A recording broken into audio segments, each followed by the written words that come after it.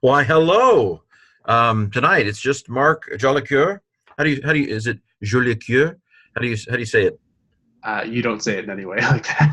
Huh? Jolie was good, yes, but say cœur, cœur. Yeah. Yeah. I hope nobody really is watching this. Sorry. Okay. Anyway, um, um, so word studies and fallacies was what I was going to do tonight, and with a brief diversion into Blue Letter Bible.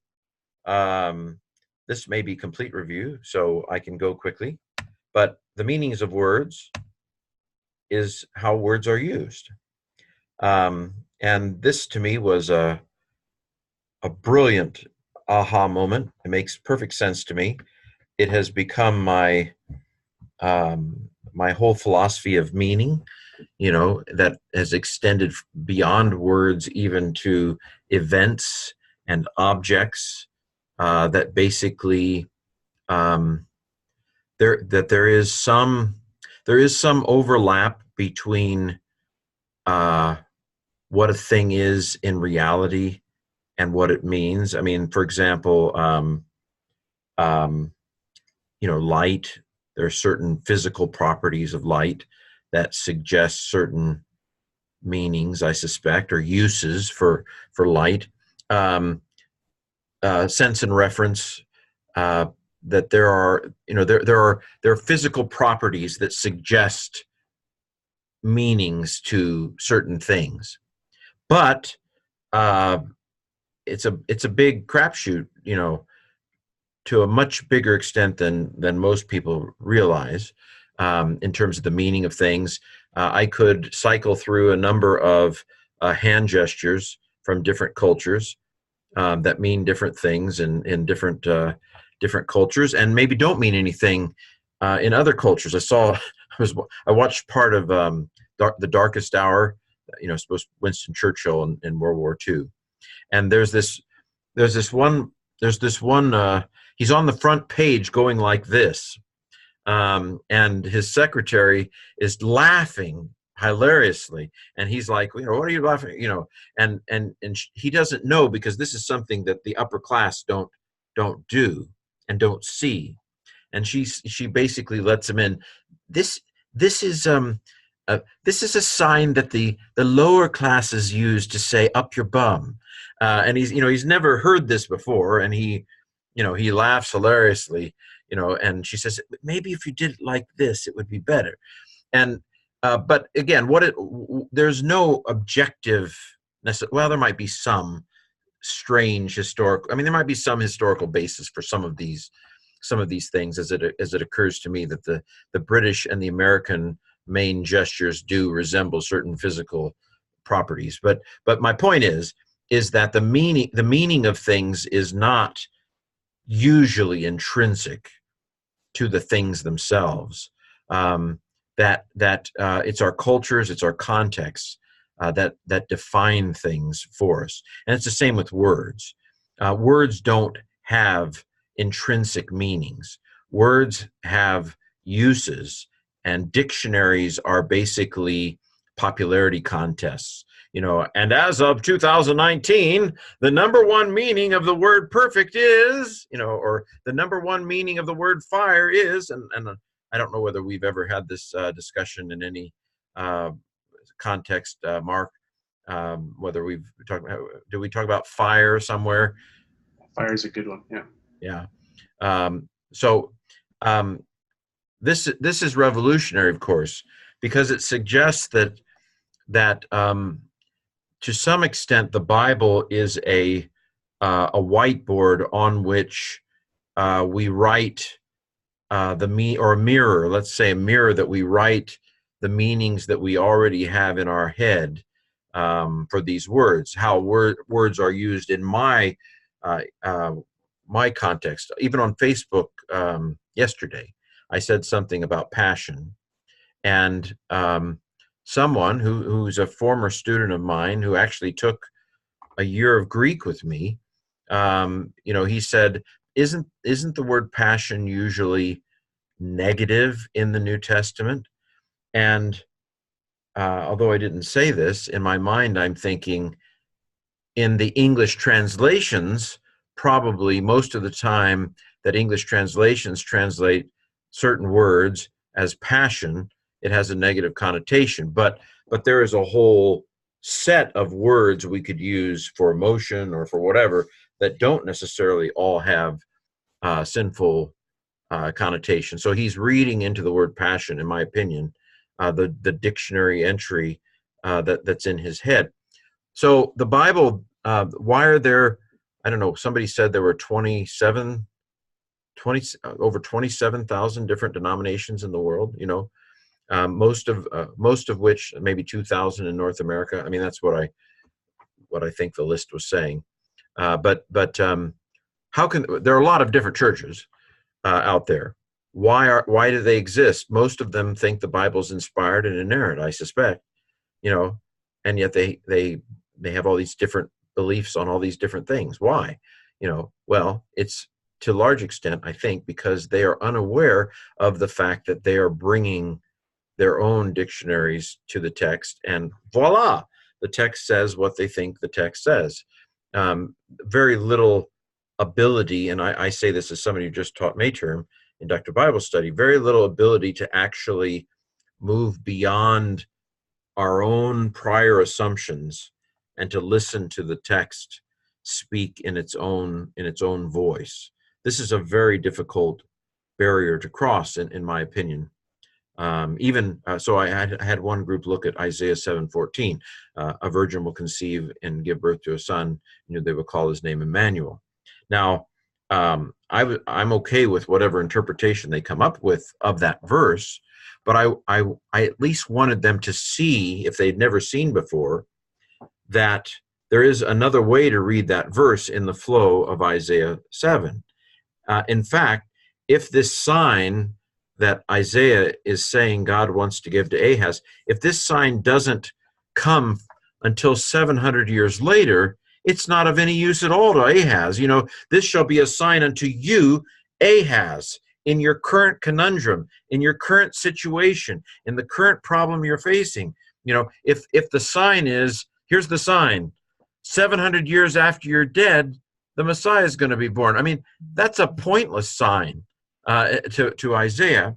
And so if we listen to the text and try to hear it in its own train of thought, it suggests that there may have been a first meaning for this passage that was, and again, I'm not in any way denying what I might call the spiritual meaning that Matthew saw in that verse. I'm not in any way trying to invalidate or delegitimize that. I'm just saying that it is very difficult to listen to the way words are used in a context where you're either unaware of the context and you insert your own, or, as is often the case with Christians, you have heard verses interpreted so often in your tradition that you can't get outside of the glasses your pastor has pummeled you with for 20 years to actually hear the verses in another way. So the meanings of words are not some kind of zip file.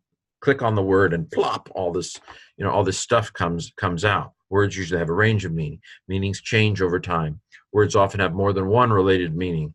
The word faith has lots of different nuances in the New Testament, and they're not all some variation on some core that's always playing itself out. There doesn't have to be a core meaning that a word has. Have we done this before somewhere in some place? Well, I mean, I've definitely heard variations on this from you, but then definitely through the philosophy class, we touched on this for sure. Yeah. So it's hard, and this is so hard. When I teach inductive Bible study, it is so hard to help people get beyond these fallacies. Here are some of the classical fallacies. The fallacy of reading a current meaning back into the Bible that it didn't have back then. The overload fallacy is where you just basically take this possibly very rich system of ideas and like Aladdin shove them into the word. And I sometimes use the example of somebody who wanted to do a word study on the word impossible because it's really interesting that Hebrews 6 says that it's impossible for God to lie. So they wanted to know, wow, I want to do a word study on impossible, so I can find out what it means for it to be impossible for God to lie. And my response was, well, you can do a word study on impossible, but I'm pretty sure that what you'll find out is that it means not possible. That there is actually nothing unusual about the word impossible. What they're looking for is a theology of God that is not in the verse. The verse says something that we have to process in theology, but the meaning of that enigmatic statement is not found in a word. And so the Christians so often treat words as these little magic theology zip drives, or zip files. And that's just not the way words work, actually. Etymological fallacy, that the past history of a word isn't necessarily helpful in telling you what a word means today, because the word lit, I've known it for about a year now. That's lit. When I first heard it, I kind of got the sense, well, that's really a good thing, and it's exciting. It's lit, but I'd never heard the word used that way. I guess you can figure out a relationship when something's lit, it's on fire, and of course, if it's gasoline and you're too close to it and it's lit, that's not a good thing.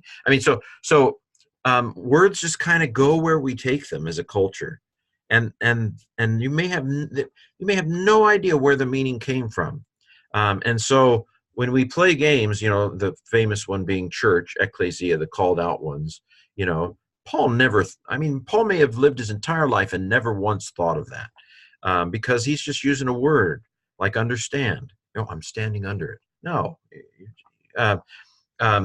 So anyway, I suppose I can break off from that and go to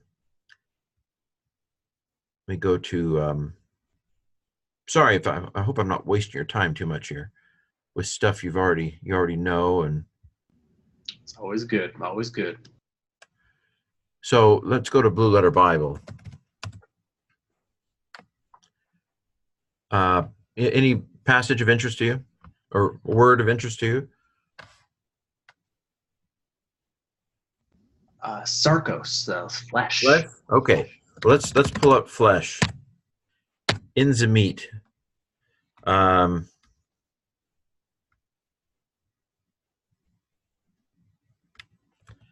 See flesh anywhere there? Let me go to the next chapter. Saw the word kernel, but there we go. Flesh. Yeah. Okay, so for those of you who have no idea where I'm at, so this is Blue Letter Bible, blueletterbible.org. I always put it on the RSV. It doesn't matter what you put it at, but basically there are two Greek, so there are two edited Greek texts behind all these. If you click on either the King James, the New King James, you're going to get basically the Greek text behind the King James. If you click on any of these other ones, I think you're going to get the Greek text behind the New American Standard Bible. I think. So if you want to go with the modern reconstructed Greek text, click on any version other than the King James or New King James. It's not going to be that big of a difference. And they actually print the other one at the bottom. So I went with this one on the top, but the King James is at the bottom. And probably it's almost exactly the same. So we want to look at flesh. So this is flesh. Sarx. This is not the form in the text. So if you look, this is sarkos, which means of flesh. But the dictionary form is just sarx. So it's kind of like in English, foot, feet, or books. We changed it a little bit. Greek changed it a lot. And so, but this is the word sarx. If you want to hear somebody read the dictionary form, just click on that. Strong's G 4561. Sarx, Sarx. Oh, well, that's nice. Put a little trill into the R. Okay, so but he's not pronouncing this form here, sarcos. He's pronouncing the dictionary form of the word. Now, so this is the Strong's number, named after James Strong. I don't know, maybe he was a party animal. I'm guessing he was probably a pretty boring guy. But anyway, he spent a lot of, they didn't have television or cable. He spent a lot of days just first he alphabetized all the Greek and Hebrew words, and then he numbered them. So the 4,561st Greek word in alphabetical order, and the G says we're looking at a Greek word, not a Hebrew word, that would have an H, is sarx, which means flesh. Now, when I click on this, a whole new world comes out. Okay, so in honor of Aladdin. So sarx.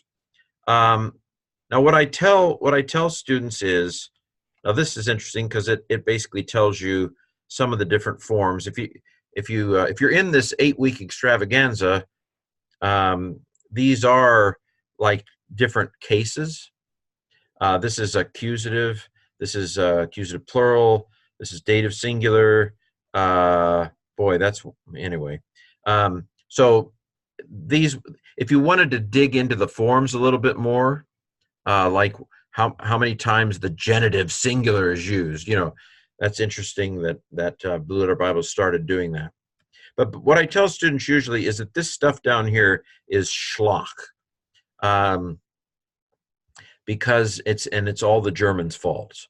But basically what happened is the view of language that I expressed a few minutes ago, that the meaning of words is in how they're used, is largely an insight of a philosopher, 20th century philosopher named Ludwig Wittgenstein, who basically and to me it's kind of sad that it took that long in human history for someone to really figure this out. But he started out basically believing that words are signs. I say a word, it points to something that appears in the bubble above your head. Now, if you think about it, though, that doesn't work, because what appears in your head when I say is? And combinations of words like a wild goose chase, the meaning of a wild goose chase, until I started teaching philosophy, I never pictured a goose or a chase when I said a wild goose chase. I'm not even sure to this day I know what a red herring is, but I know what a red herring is.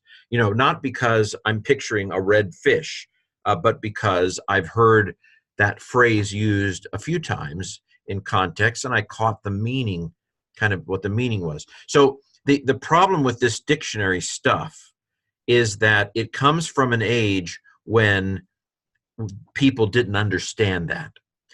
There was a large 10-volume Kittle's Theological Dictionary. It was like a pinnacle of German scholarship, and it turns out it's full of the overload fallacy and the etymological fallacy.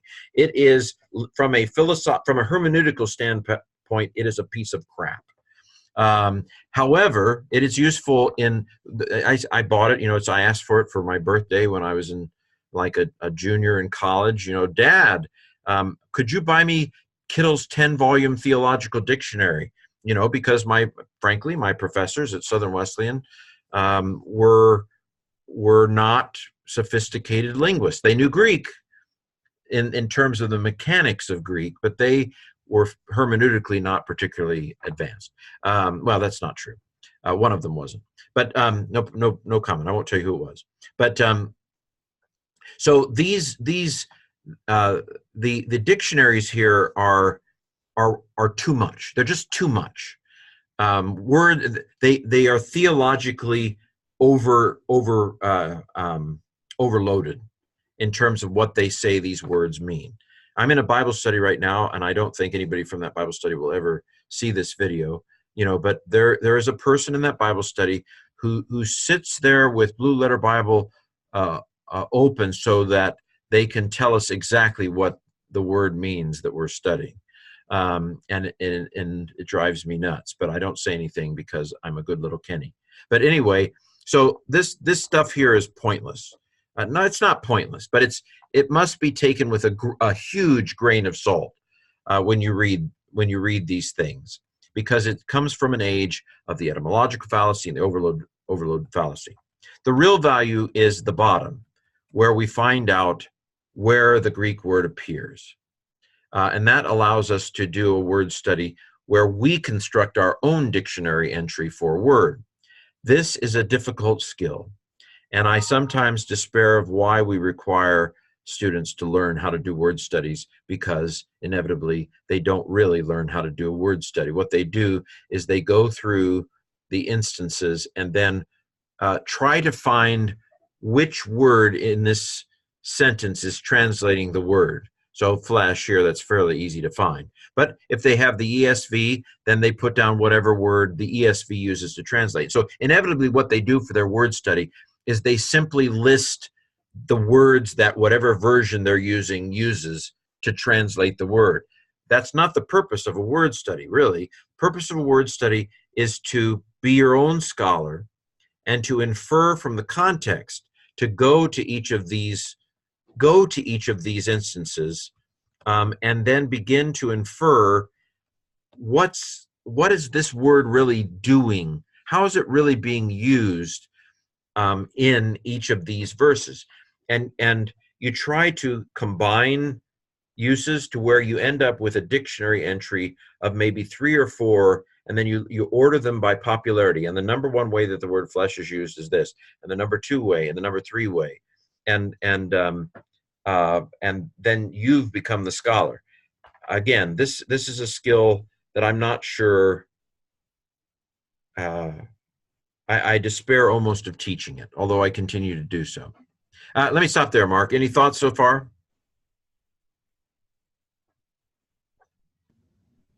I'll reserve them for the time being. Thank you.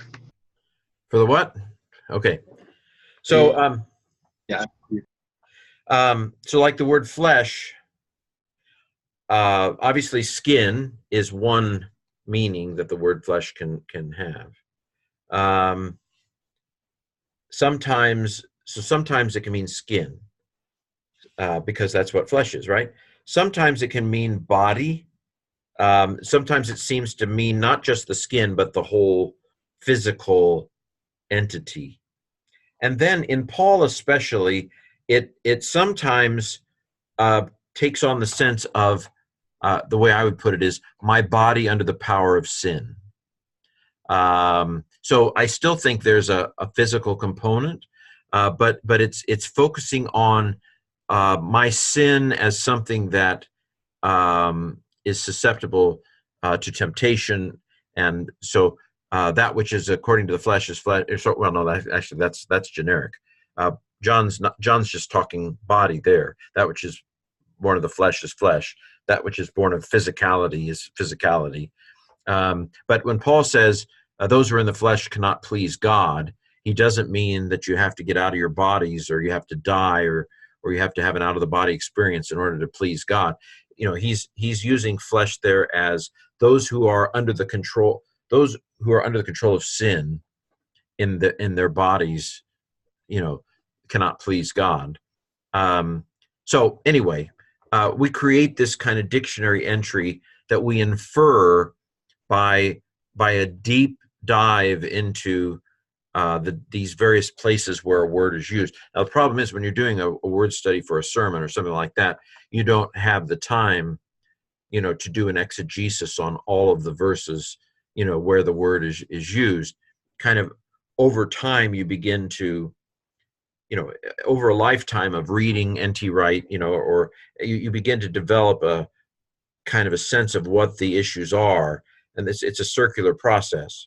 So, like I haven't finished it, but I know you've read the chapter I did on word studies.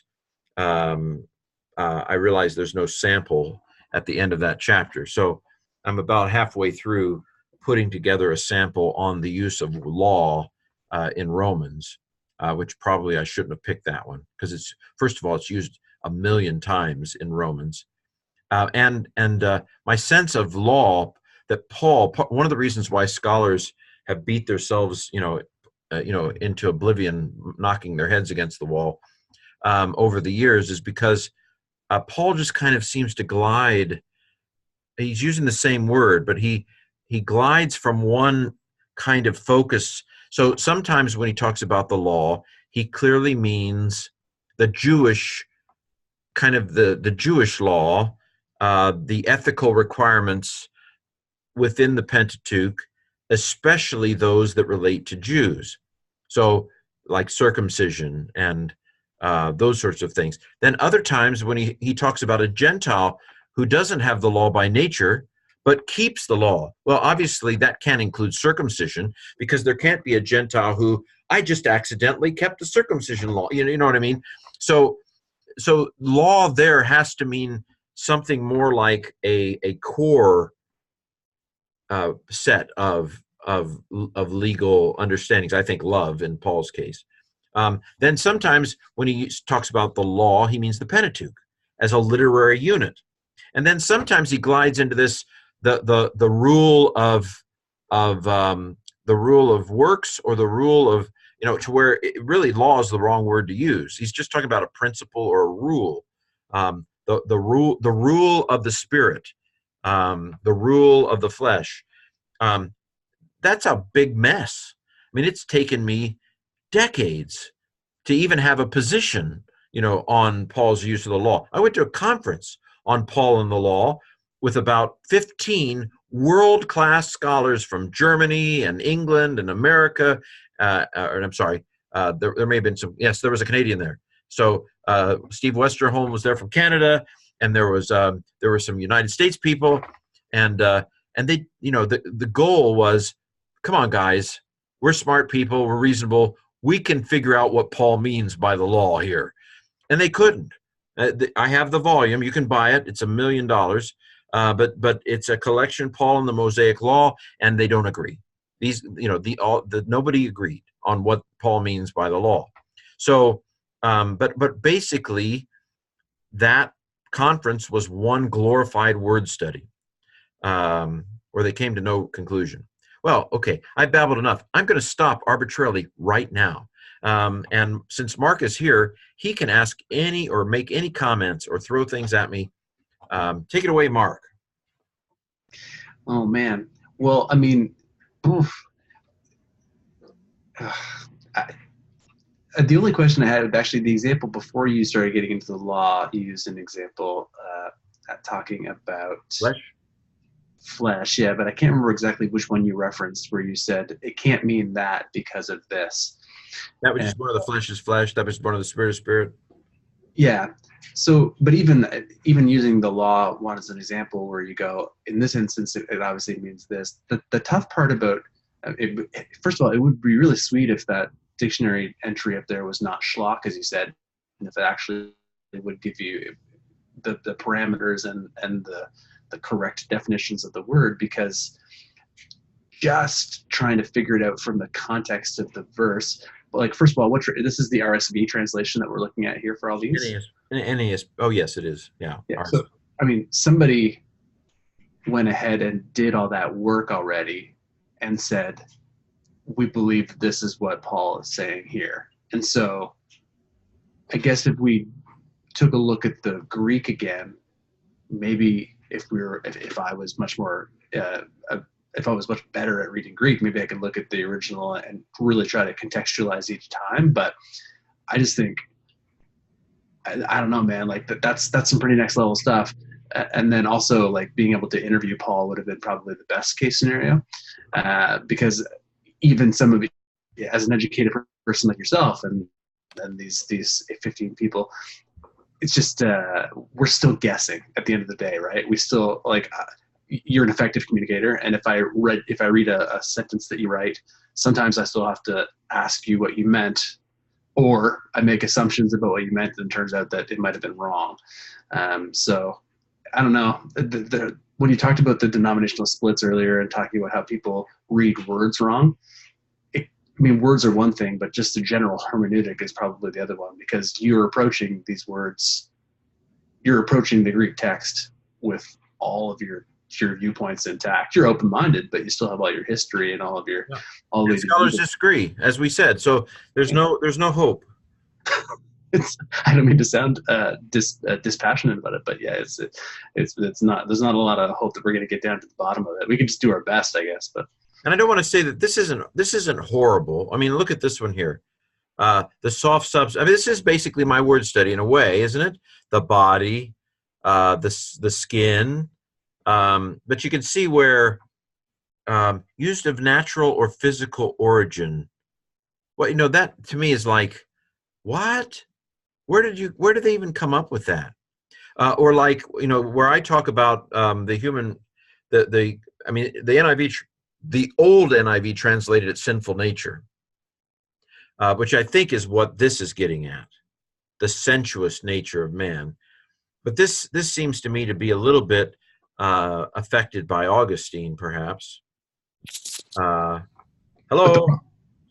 hey, Um, the problem is if you come in and go, so I'm going to do a word study on the word, or I'm going to preach on the word flesh, and so you bring this up, and I don't know which fallacy it is. Is this the overload fallacy where you go, I have to somehow bring all of this range of meaning to bear on this one verse, right? Like that's so that it is right. it can And be a of little course, usually a verse only picks one of the meanings. There right. are double entendres that we kind of look at, and it's kind of like, oh, that's cute. But I don't think my human brain can handle much more than a double entendre.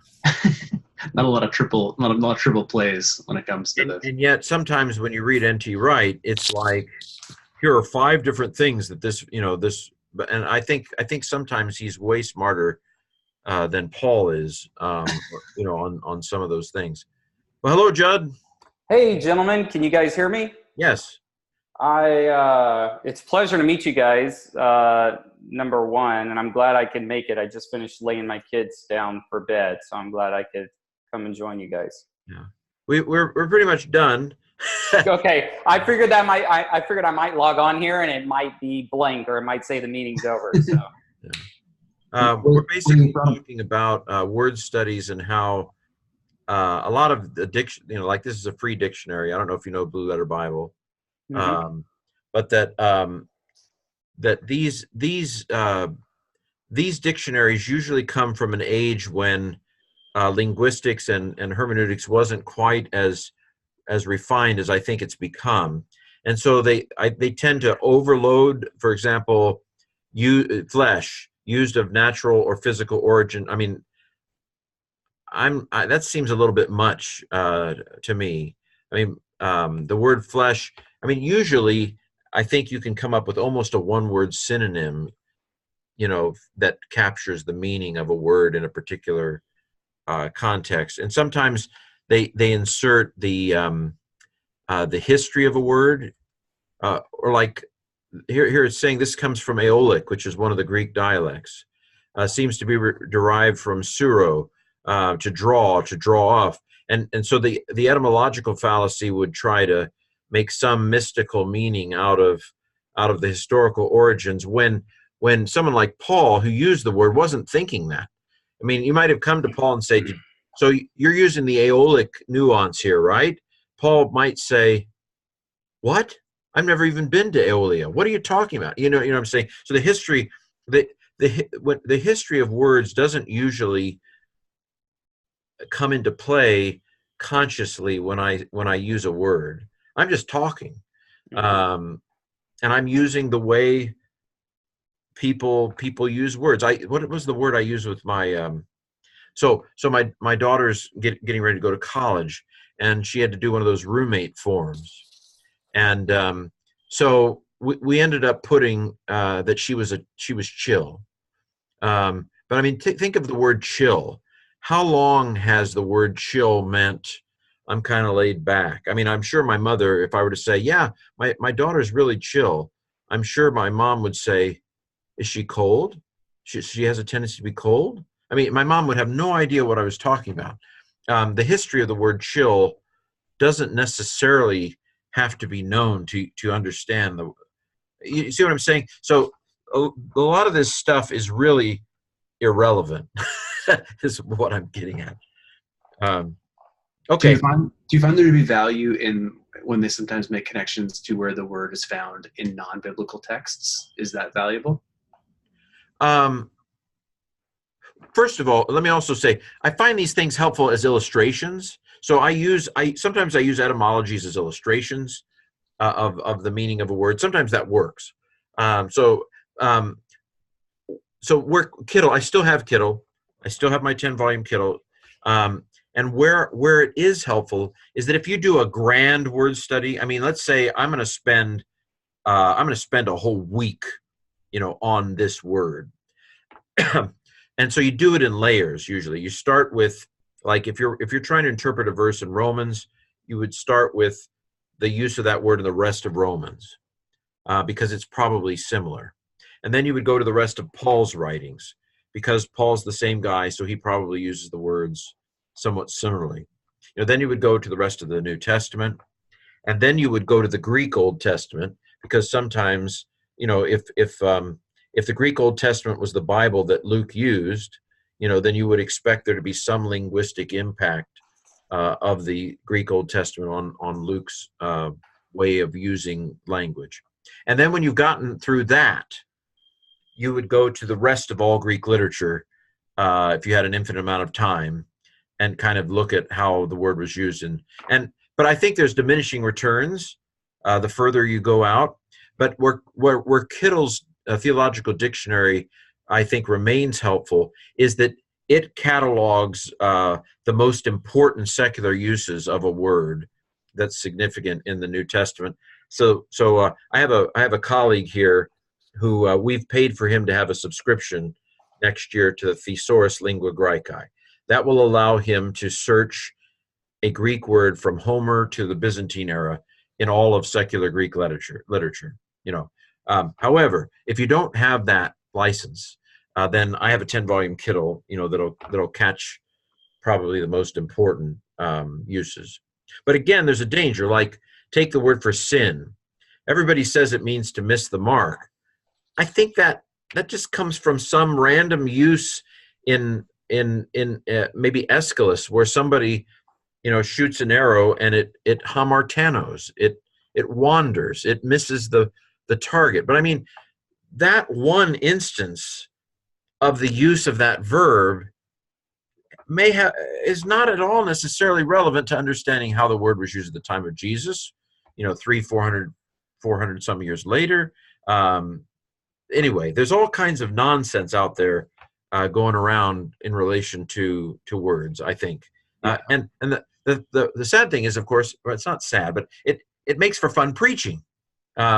It's like, watch me, I'm going to show you some magic now. You didn't know it, but this word means this, and it makes for very entertainment, and everybody goes, wow, our pastor's so smart. But it probably, from a scholarly standpoint, isn't real. Well, okay. Well, My job is to make everybody depressed. Would you say, Ken, that it also, I think, at least from my studies, is a lot of people use these other meanings for these words to justify their other doctrines that they're trying to promote? Maybe, does that make sense? Well, I mean, I know. So, like, I come from what's called the Wesleyan tradition. It's a Methodist tradition. And the word holiness is very important.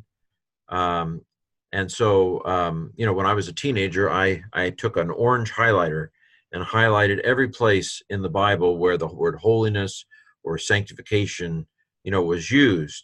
And then I went to seminary, and I began to read those verses in context. And it was kind of like, oh, okay, I know the word sanctification is used there, but it doesn't quite mean what I heard preached. And eventually almost all of the passages evaporated.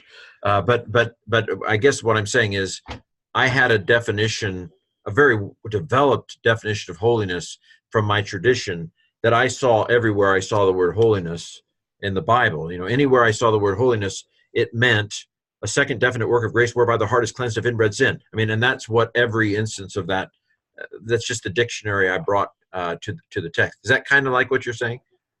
Yeah, well, in my and this is a whole nother highway to go down, but I've been on a journey. God has taken me on a journey over the last few years of trying to find truth. I've been involved in church my whole life. I worked for years for Joel Osteen himself on his television production, and I got ingrained in the prosperity gospel world, and believed it. And then God took me on a journey of revealing the truth. And one thing I had to do is I had to be constantly battling my presuppositions and the doctrine that I had been taught, and taking that and filtering it through scripture and trying to, and letting them battle it out and see which one wins. And so I basically reshaped my entire theology recently over the last couple of years. And one of the things that I've noticed is that, like you said, these pastors will throw around Greek, and it's like showboating. It's like, it makes people go, ooh, wow, okay, he knows what he's talking about. When a lot of times, at least the guys I've worked with or been involved with, they don't know Greek. They never have and never will. They just Googled it, or, and they find somebody who gives this one-off definition of this word that promotes a doctrine of tithing, or a doctrine of something else, or a doctrine of something else that they're trying to promote for their own cause. And then when you really dive into the Greek, and that's why I want to learn, right? That's why I want to learn Greek, is because I want to be able to know for sure what these words mean, and what the text is saying. And when I dive in, I find that no, that's one definition that or a small group of people gave that word, but the real definition is something else, and especially within the proper context of the text. So I've seen it misused a lot, to be honest, which is why I want to dive in and learn it. Sounds good. Well, first, I'm going on what at least almost an hour, and so let me go ahead and stop the recording, or else I'll have file issues.